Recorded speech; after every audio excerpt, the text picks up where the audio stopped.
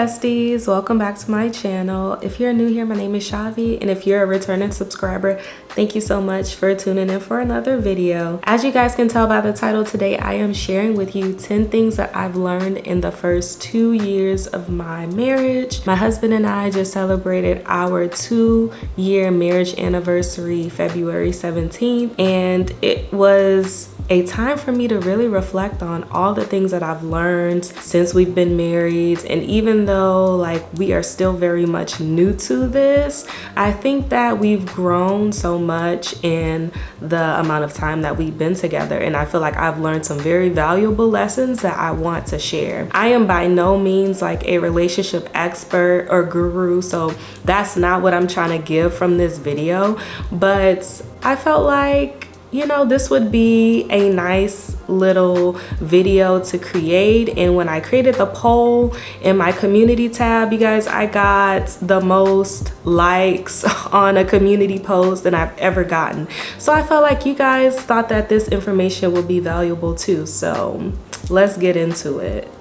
I did create a little list on my phone, so if you guys see me looking down, then I'm just reading and referencing. So the very first lesson that I want to share with you guys is being intentional about maintaining your spark, quality time, and the romance in your marriage. That, for me and my husband, is definitely a lesson that we have had to hold tightly to, because we are both active duty in the military, and sometimes, you know, work and the demands of what we do for a living can kind of create a level of stress on our relationship. So I think it has been very important for us to be intentional about connecting, intentional about date night, and creating opportunities for us to maintain our closeness and our intimacy and our bond. So we are both very purposeful about scheduling date nights, finding new things to do together, discovering new hobbies and things like that. It has really helped us to maintain our closeness and our bond overall. Number 2, counseling. Counseling is such a wise and necessary investment in your marriage. Counseling has helped us like build healthy communication skills and maintain our understanding, because let's be real, we don't always go into our relationships knowing how to communicate effectively or how to receive the messages that our partners are trying to communicate. So for us, going to counseling has really like been a lifesaver. We have definitely had those moments where we couldn't see eye to eye, were misunderstanding one another, and going to couples or marriage counseling has given us the tools to make sure that we know how to communicate without having any walls up, without being defensive, and actually like hearing one another.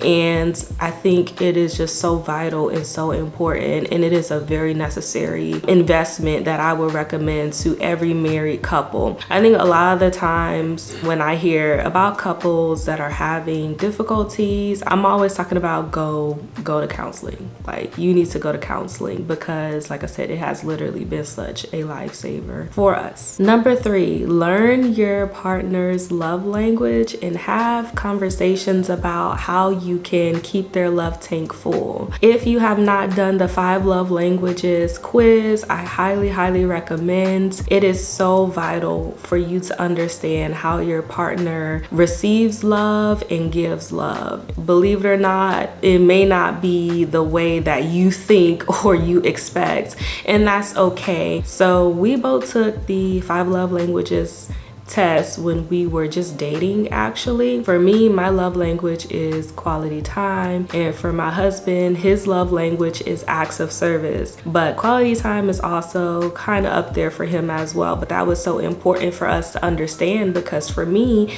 with my love language being quality time, like I need your undivided attention. Like, I want to spend one-on-one time with you. I want us to do activities together that make us feel closer, and he enjoys those things, but he shows a lot of love and he feels appreciated when we do things for one another that help one another out. So two different love languages, and we've had to have like real conversations about like, what does it mean for us? What does it mean for my love language to be quality time? What does it mean for his love language to be acts of service? And because they're very different, we've had to like actually sit down. Okay, what do you need from me? How can I show up for you? And that has been very, very helpful. So highly recommend doing the 5 love languages quiz, having that conversation with your spouse so that you're both feeling loved and like you're getting your needs met regularly. Lesson number 4, empathy and grace will strengthen your emotional connection and the security of your relationship. So let's be real, like we're not perfect people. Like we're gonna make mistakes, life be life and stuff be happening. But I think at the end of the day, it is so important to put yourself in your spouse's shoes. Imagine how they may possibly be feeling when they're going through things. Life happens, or they make a mistake, or things don't plan out or play out the way that you expect. When you put yourself in somebody else's shoes, it requires you to exercise empathy. And I think if you are trying to build any type of emotional bond or maintain an emotional bond with your partner, you have to exercise empathy. You have to be empathetic towards them, a listening ear and compassionate, validating their feelings. And when you have that ability and when that is a norm in your relationship, it inevitably makes you closer. It strengthens your emotional bond, and it also like builds that security, like that feeling of safety in your relationship. Like if you know that your partner is going to do their best to understand you, you know you can go to them and confide in them, and that they're going to empathize with you, like it just creates this safe haven in your marriage. And that is something that you have to cultivate over time. So that is a very valuable lesson that I would say we have learned together, and it's a treasure to have in your relationship. Number 5, show your spouse appreciation for their strengths and highlight the things that they excel at. Be willing to step in for your spouse in areas that aren't necessarily their strengths. Understand that this is a team. You work as a team. I think when you are very close with someone and you share a space with them and you get to see them 24/7 almost, it may be easy to pick up on the flaws, which is why it's so important to highlight the strengths in your partner and communicate and show them appreciation for the things that they are good at. I have learned that when I am constantly showing my husband appreciation and acknowledging like the good things that he's good at, it makes him feel good. It makes him more open to do those things, to step in. And if I do the opposite and I highlight the things that, you know, aren't strong suits for him, then it doesn't make him feel good. It makes him feel the complete opposite. It makes him feel like, damn, I can't do anything right. And I don't ever want my husband to feel that way.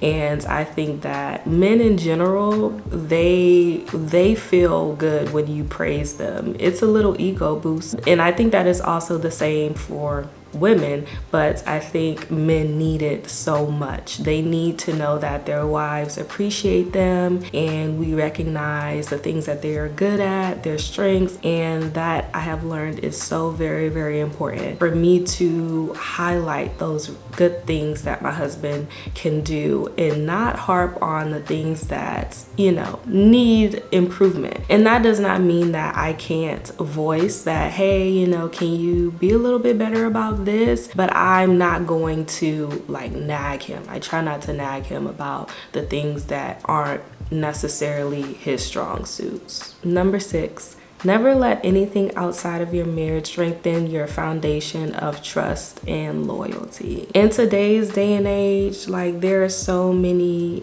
opportunities for temptation, like with social media. We just have to be very honest, forthcoming, and truthful with one another and not allow things outside of what we got going on in this household to affect our strength, our connection, our trust, our loyalty.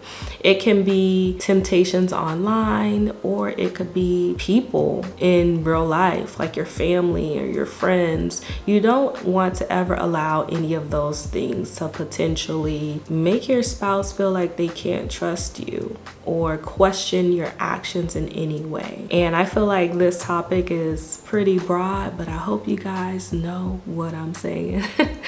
I think it's very important to be like transparent and answer the tough questions and just be real about, you know, where you are, how you're feeling with your spouse. That way you can maintain that foundation of trust and honesty and loyalty, so that there's less of an opportunity for outside influences to have any effect on what's going on in your home and in your marriage. Number 7, always remember to have fun together and maintain friendship as a pillar of your marriage. My husband and I, we are best friends, and we tell each other regularly like, you're my bestie, and we genuinely mean it. We share our lives together, we have amazing experiences together, we travel together, we're honest with one another. There is no one else that I am closer to in my life. My mom and I are also really, really good friends, and I would consider her my best friend, but my husband just gets to see a different side of me that no one else will ever get to experience. So he is genuinely my best friend, and we have just so much fun together. Most of the days, there is no one else that I would rather spend my time with. I have friends that I love dearly. You know, of course I enjoy my relationships with my friends, but there's just no other connection that I have that I would say compares to my friendship with my husband. 100% friendship in your marriage is very, very important. At the end of the day, you know, you love your person, and sometimes they may get on your nerves, but that love and that friendship and that bond and that connection, it's worth it. It's worth the difficult times. And, you know, even if you're bumping heads, even if you're not 100% on the same page all of the time, I think reconnecting as friends, it just really is such a pillar and an important foundational requirement for your marriage to be healthy, for it to last and go on through the years. So yeah, friendship and fun, very, very vital. Number 8, connect with other healthy married people and seek wise counsel from those who actually have marriages that you admire and respect. I'm talking about successful and happy married people. I'm not saying to go to others for all of your issues or disagreements or misunderstandings. That's what counseling is for. But I think it is important to have other married couples within your sphere that, you know, can provide some wise counsel, that do set an example you may want to emulate. I'm not saying that you have to model your marriage off of anybody else's, but I found that while we don't have a lot of married couples in our circle, which I would love to be able to connect with more married people who are healthy and thriving, I still see the benefit and the importance of being around people who you actually respect, people who honor their marriages and are honest and are real and genuine. Like, those are hard to come by, but I hope that one day we are able to connect with more people, more couples like that. I think it's very important. Number 9, maintain a united front and be on the same page as much as you possibly can. And what I mean by that is, when we're out in public, even if me and my husband are having a disagreement, like, we are a united front. We respect our marriage. We respect our union. And we're not about to have a blowout argument, or I'm not going to go against my husband in the presence of anybody else in public. Like, when we get home, we can have that conversation. But when it's me and him and there are other eyes on us, we're a united front. We're a team. We're in this together. And we're on the same page about that. And then when we get home, we can discuss and, you know, straighten out any type of misunderstandings. I'm not going to ever choose someone else over my husband. I'm not going to do anything that would, you know, make him look like a fool or, you know, make anyone get the impression that we are not a team or we're not a united front or I'm going against him. I think that is so important in maintaining that trust and that loyalty.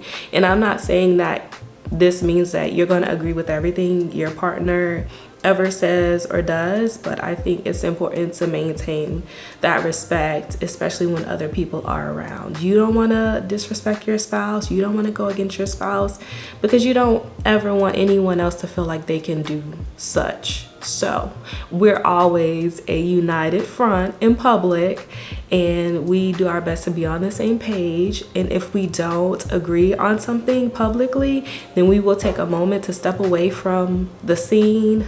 We will step away from the public situation and we can have a conversation between the two of us. This is number 10 and my final lesson. Maintain your individuality, your self-care, your me time, your hobbies, and your healthy friendships that you had before you were married. For me, in my marriage, I think that we really value our autonomy. We are absolutely a team and we're in this together. But one thing that has always been very important to me is that I maintain who I am as a woman, who I am as an individual. I have so many different interests and hobbies, and I've had friendships for years that are very important to me. And getting married did not make those things less important to me. Of course, my husband is my number one as far as relationships and friendships, but I am still absolutely gonna spend time with my girls.